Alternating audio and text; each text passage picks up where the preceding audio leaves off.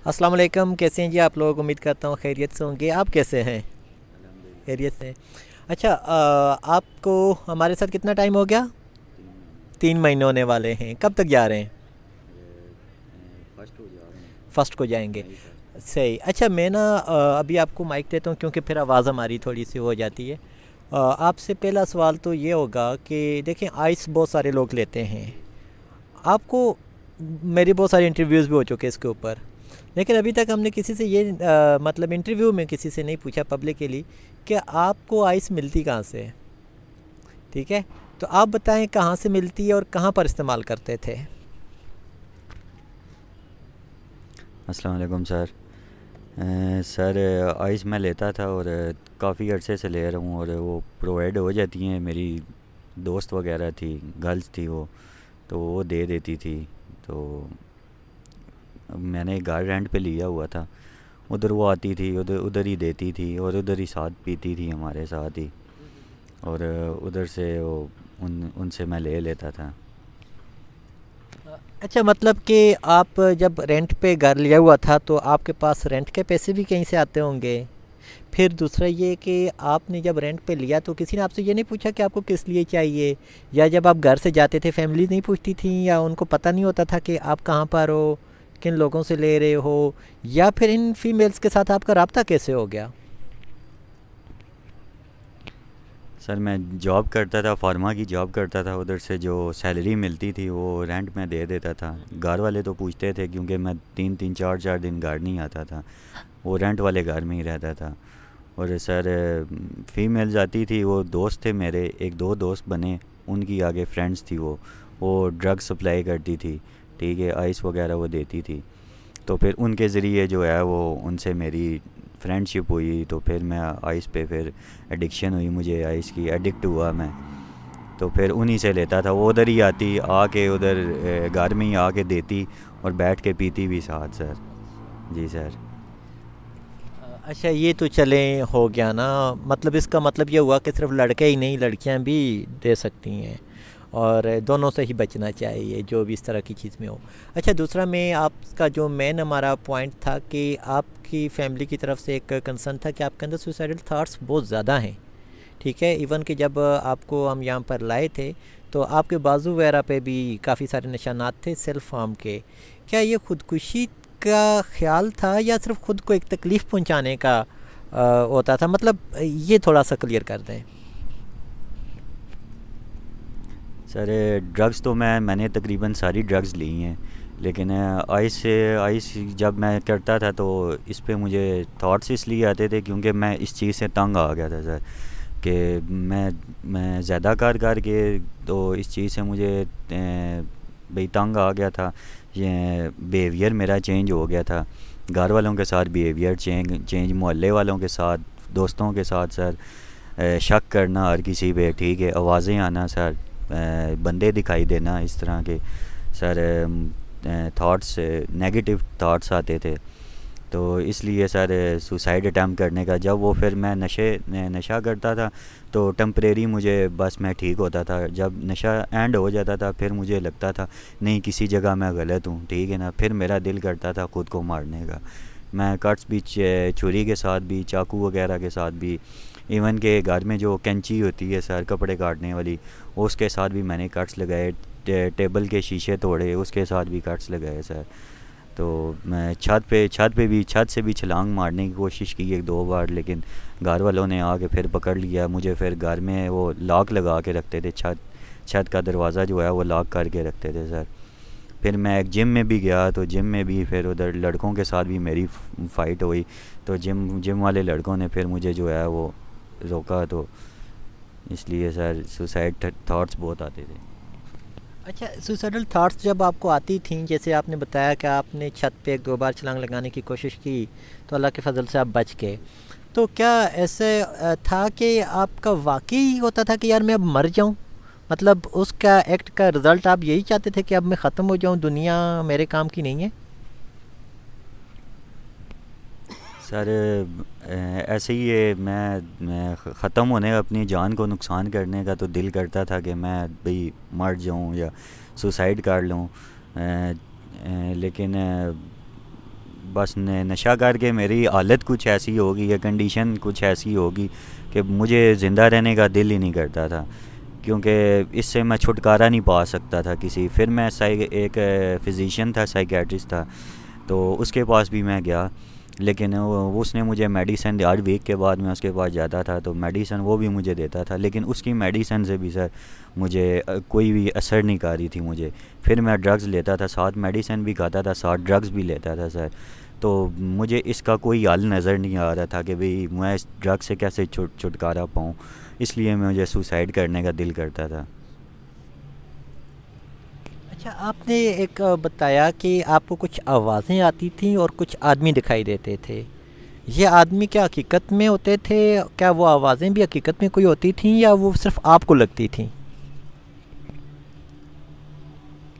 Sir शुरू शुरू में तो मुझे लगता था कि हकीकत में ही ये आवाज़ें हैं, लेकिन अल्हम्दुलिल्लाह जब से आपके पास आया हूँ तो अब काफ़ी जो है वो मुझे सीखने को मिला और समझ आई कि ये वैसे ही मेरा वहम था, ये आइस या ने आइस की वजह से ही हो जाती है। आवाज़ें भी मुझे काफ़ी, तकरीबन मुझे साल 1.5 साल मुझे इस तरह साइको भी मैं बना रहा। तो घर वाले मुझे कहते थे आपको किसी सेंटर या रिहैब में डालें, लेकिन मैं ख़ुद जो है नहीं जाता था। तो मुझे बंदे भी नज़र आते थे, हकीकत में वो होते नहीं थे, लेकिन मुझे उस नशे की वजह से जो है वो नज़र आते थे, रूम में अपने नज़र आते थे। एक होता है कि भाई उन्हें देख के मैं रात को अक्सर आइस करके मुझे नींद नहीं आती थी, तो रात पूरी मैं जागता रहता था।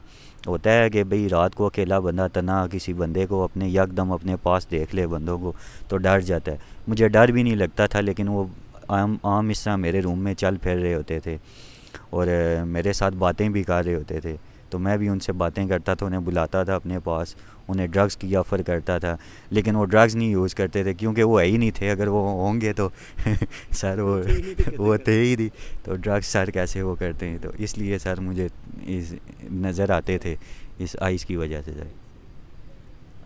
अच्छा, आपने जैसे बहुत सारी ड्रग्स यूज़ की हुई थी पहले से, ठीक है, लेकिन तकरीबन जब आप यहाँ पर आए आपकी ड्रग प्रोफाइल की तो हमारे पास आपकी आइस और चर्स आई थी उस टाइम, मेडिसन और कुछ इस तरह से, लेकिन प्रोमिनेंट जो थी आइस के ही वो चीज़ें थी। आपको यहाँ आने के बाद जब फर्स्ट डे था, आप मतलब आते ही सो गए थे, तो नेक्स्ट डे जब मैंने आपको नाश्ते के लिए जगाया तो आपने बताया मुझे आइस थोड़ी सी दे दें, तो चलें वो मैनेज करते जाते हैं हम। आइस देते तो नहीं, आपको मैंने उस टाइम भी बताया था आइस नहीं मिलेगी, बाकी आप जो भी बोलो। तो आपको तलब होती रही होगी, कितना अर्सा तलब होती रही, किस तरह से? कभी कोई ख्वाब आया, कोई ख्याल आया कोई आइस के हवाले से? कभी आपका दिल किया हो कि दोबारा से जाऊं, निकलूं और लूं? ये कभी हुआ इस तरह से?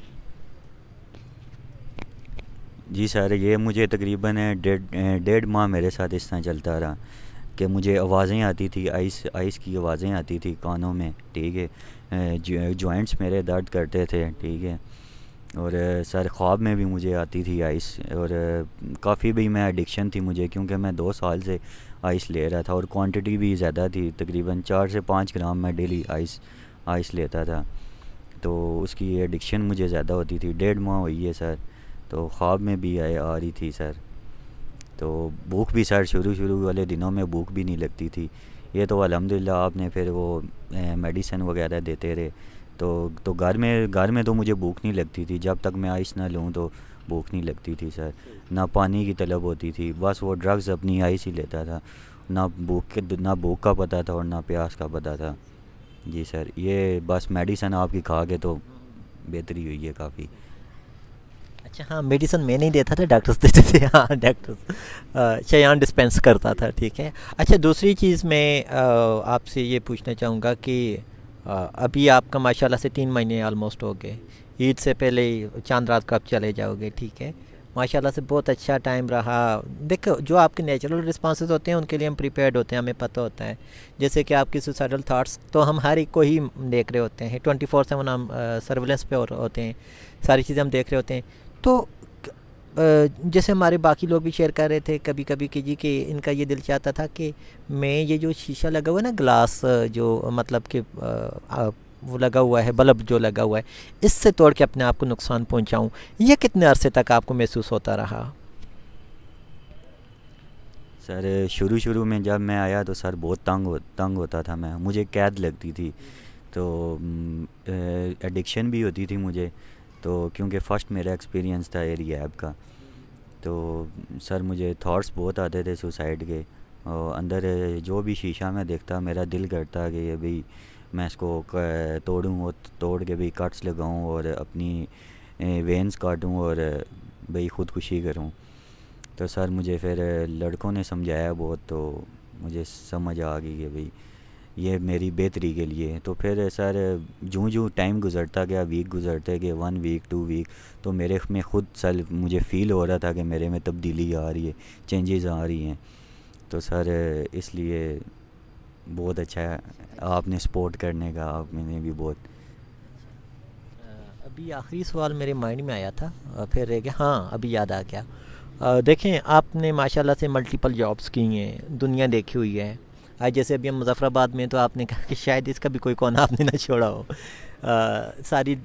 मतलब कि बहुत सारी जॉब्स आपके सामने भी होती हैं। उस दिन भी इंटरव्यू में एक जगह पर नहीं, एक सेशन में आपने बताया कि हाँ जी मैं अपना प्लान बताया, लेकिन अभी क्योंकि एक होता है, एक ऑप्शन होता है कि कोई बंदा रिलैप्स ही ना हो जाए, क्योंकि आपकी 12-13 साल से एडिक्शन है, ठीक है। तो आपने बताया इस तरह से, ठीक है। तो अब हम मतलब कि हमारे की आगे करियर के हवाले से भी डिस्कशंस कर रहे होते हैं। तो आपका करियर के हवाले से अगर मैं पूछूं, तो नेक्स्ट ईद के बाद क्या प्लान है, और क्या जॉब है, कौन सा मुल्क है या शहर है, ठीक है, और कब तक जाने का इंशाल्लाह इरादा है आपका? सर ईद के बाद प्लान है मेरा सऊदी अरब जाने का सर। तो भाई ने, मेरे बड़े भाई ने ये डिसीजन लिया है कि भाई इसको बाहर भेजना है, और मेरा ख़ुद भी जो है ये ख़्याल है कि मैं बाहर ही जाऊँ, क्योंकि इधर रह के इधर का माहौल और इधर की गैदरिंग में रह के तो फिर मैं रिलैप्स होने के चांसेस हैं मेरे। तो सर मैं सऊदीया जा रहा हूँ, और ईद के बाद इंशाल्लाह ईद के तकरीबन 15-20 दिनों बाद जा रहा हूँ, और डिलीवरी के वीज़े में मैं जा रहा हूँ सर। तो चलें ठीक है, बहुत शुक्रिया। हमारा नंबर तो आपके पास ही है, ठीक है। जब कभी भी ज़रूरत पड़ेगी आप हमारा नंबर डायल करें, व्हाट्सएप मेरा आपके पास होता है, ठीक है। जब कभी भी इंशाल्लाह ताला ज़रूरत पड़े लाजमी वो करो, क्योंकि इससे पहले जो भी गए हैं बहुत, जो लामा हुए वो तो डिफरेंट है। लामा को हम उनके रिलैप्स को भी नहीं मानते। मिसाल के तौर पर अगर एक बंदा 10-15 दिनों के बाद या 1 मंथ के बाद अपनी मर्ज़ी से चला गया है ट्रीटमेंट के उसके बगैर ही, तो या जो सिर्फ कहते हैं डिटॉक्स के लिए और अगेन लग जाते हैं, उसको हम नहीं कहते। लेकिन जैसे कि आप सारे हैं, बाकी लोग हैं, ठीक है, तो उनका जब रिलैप्स होता है तो बहुत दुख होता है।